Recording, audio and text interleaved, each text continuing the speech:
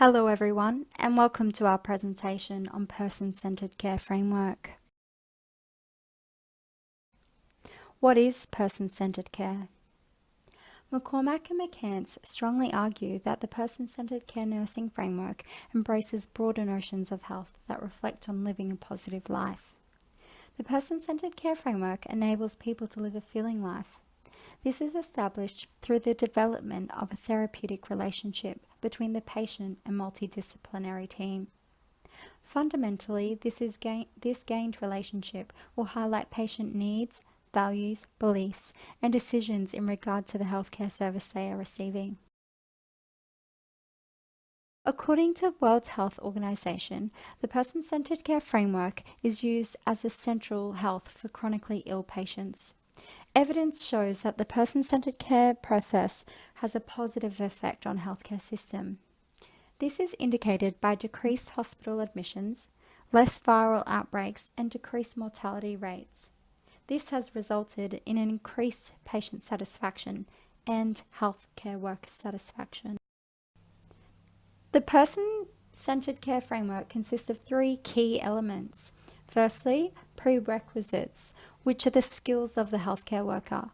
Secondly, the care environment, which focuses on the setting in which care is delivered.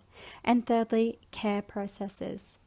This focuses on delivering care through a range of activities. Person-centered care processes refers to the direct patient activities that contribute to the person-centered care outcome. This will be the focus of our presentation. The key contributing factors to effective person-centered care processes are as follows. 1. Working with patients' beliefs and values. This can be achieved by being unbiased and respecting the patients might share different values and beliefs. This is important as nurses, as we need to determine a clear vision of the patient's needs. This is reflected in the Nursing and Midwifery Board of Australia Standard 2, 2.2. Communicates effectively and is respectful of a person's dignity, culture, values, beliefs, and rights. By not engaging in this, the patient might lack interest in sharing their concerns, leaving them to feel discriminated against or not valued. Number 2, successful implementation of person-centered care requires full engagement by being self-aware of non-verbal and verbal body language, showing that you are present, and providing your undivided attention through active listening and questioning.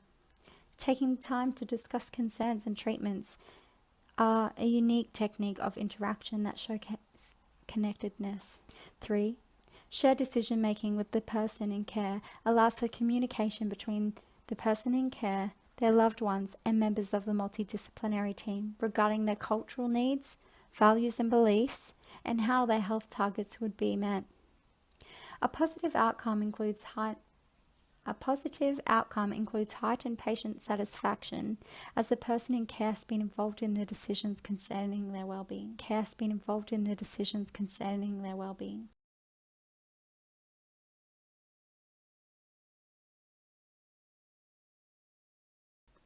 4.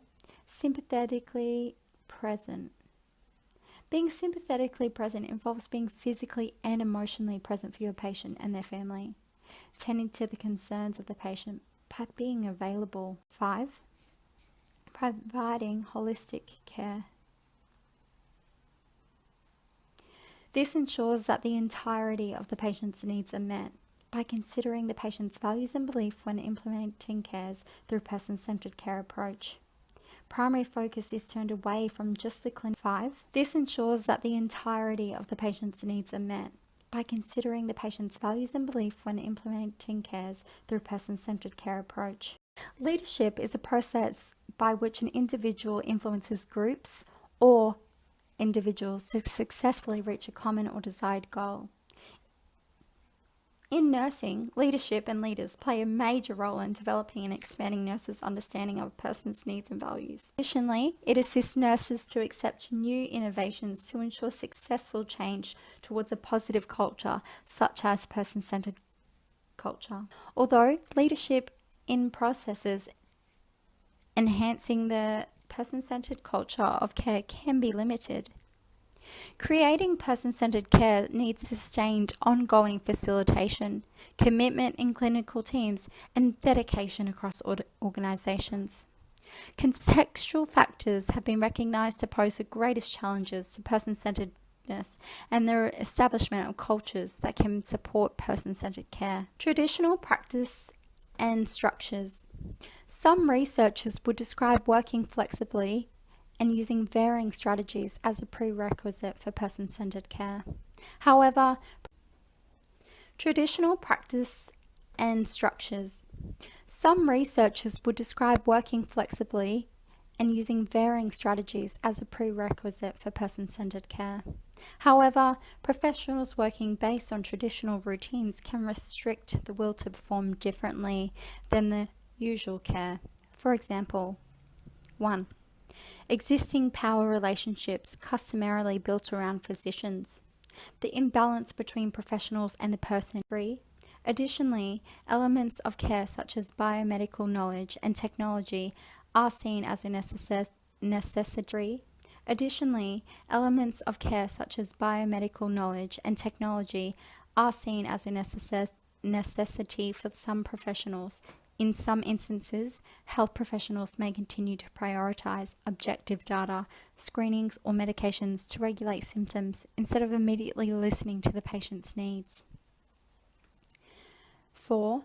Most hospitals and healthcare facilities have been defined as not architectural for person-centeredness, instead designed and built for clinical efficiency, such as no flowers or plants, no paintings, or the considerable emphasis on the quality and cleanliness of the environment for patient recovery. Finally, team, effectiveness, and team culture. Despite lived management and leadership values, dysfunctional team dynamics and relationships are still present in nursing and healthcare. Additionally, consciously or unconsciously, professionals' attitudes can be troublesome. Knowledge and commitment towards his approach of care require consistent effort, as it can be easy to slip back into the usual care, or attitudes that are skeptical, stereotypical, or forgetful of the patient being a person. Embedding person-centeredness in teams, units, and organizations can be challenging, or can also seem elusive in the everyday work practice. There are numerous national strategies and policies which now promote person-centered care. Some examples include Australian Charter of Healthcare Rights, National Safety and Quality Framework, National Primary Healthcare Strategy, National Chronic Disease Strategy, and National Service Improvement Frameworks, National Mental Health Plan, Community Pharmacy Agreement, and Aboriginal and Torres Strait Island primary healthcare. Over the years, there has been a shift in healthcare with the emphasis on person-centered care growing rapidly. This shift is especially current in the care of patients with Alzheimer's and dementia. Taking a look at healthcare innovations or initiatives, I would like to focus the care on the management of Alzheimer's and dementia patients. The Alzheimer's Association Dementia Care Practice Recommendations outline recommendations for quality care practices based on a comprehensive review of current evidence, best practice, and expert opinion. These dementia care practice recommendations have been developed to better define quality care across all care settings, and throughout the entirety of the disease course. These guidelines are centered upon person-centered care.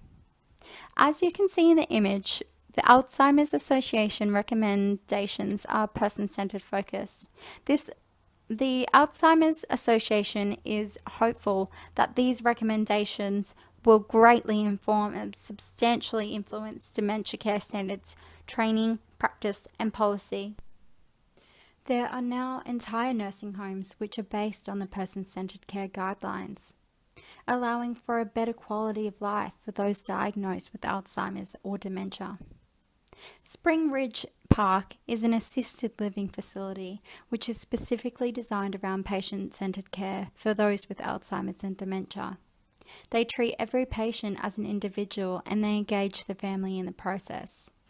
The setup is to be home-like, to give the patients more freedom.